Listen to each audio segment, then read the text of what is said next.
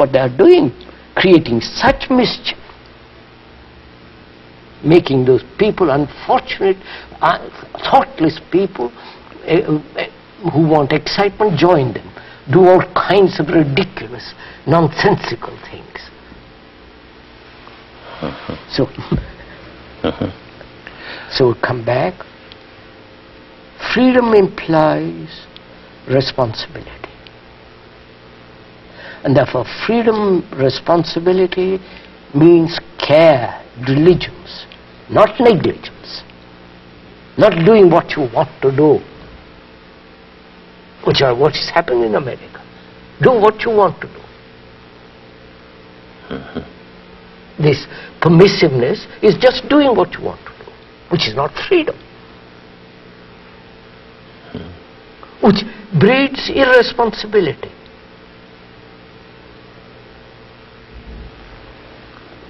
And I met the other day in Delhi, New Delhi, a girl, and she's become a Tibetan. You follow, sir? Yes. Born in America, being a Christian, brought up all that, throws all that aside, becomes a Tibetan, which is the same thing in different words. Yes, as a Tibetan coming over here and doing it. It's all ridiculous. Right. Yeah. And I've known her some years. I said, where is your child?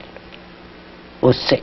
Oh, she said, I've left him with other liberated Tibetans. I said, at 6, you are the mother? She said, yes, he's in very good hands. I come back next year and I ask, where is your child? Oh, he has become a Tibetan monk who is 7. He's 7 years old and has become a Tibetan monk. You understand, sir? Oh, yes, I do. The irresponsibility of it. Because the mother feels they know better than I do. I am a Tibetan and the lamas will help me to become. It puts a rather sinister cast on that biblical statement, train up a child in the way he should go, and when he is old he will not depart from it. There's a sinister note in that, isn't there? Absolutely. So this is going on in the world all the time. And a man who is really serious negates that. Because he understands the implications, the inwardness of all that. So he has to deny it. It isn't a question of will or choice. He says that's too silly, too absurd. So freedom means responsibility and infinite care. The phrase that you just spoke, infinite care, Yes, sir. would be totally impossible to what we mean by a finite being,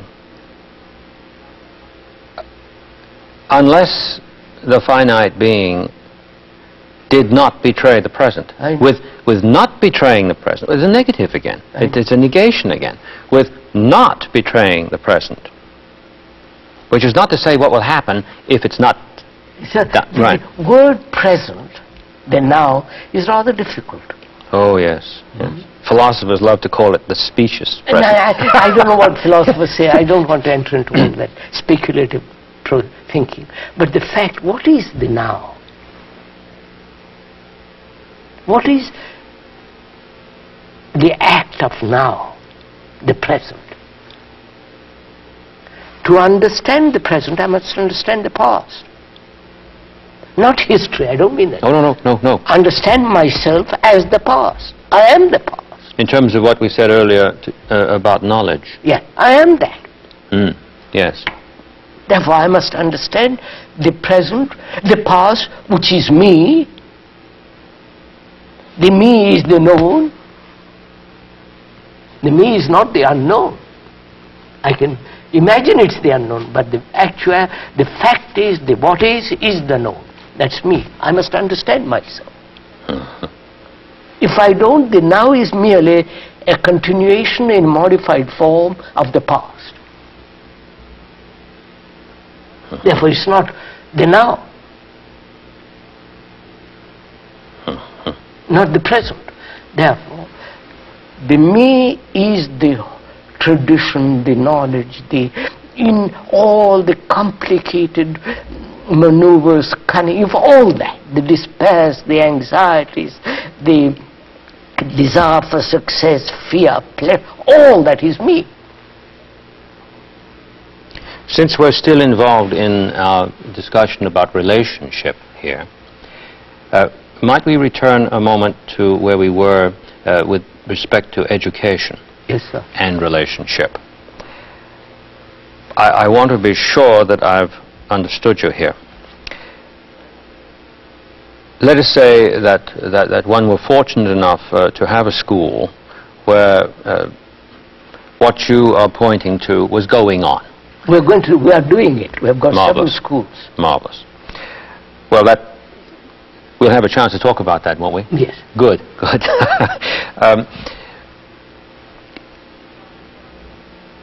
If I'm current here, it would seem that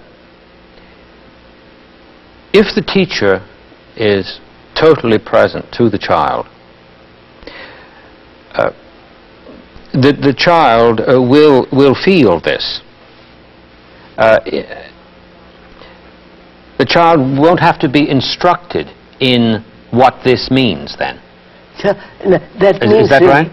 Yes, but one has to find out what is the relationship of the teacher to the student. Yes. Yes, I quite see that. What is the relation? Is he merely an informer in giving information to the child? Any machine can do that. Oh yes, the library is filled with it. And any machine can. Or what is his relationship? Does he put himself on a pedestal up there and the student down there? Or is the relationship between the teacher and the student, is it a relationship in which there is learning on the part of the teacher as well as the student? Learning. Yes. Not I have learned and I'm going to teach you. Therefore, in that there is a division between the teacher and the student. But when there is learning on the part of the teacher as well as on the part of the student, there is no division. Both are learning. Yes. And therefore, that relationship brings about a companionship. A sharing. A sharing. A sharing, yes. And taking a journey together. And therefore, an infinite care on both sides.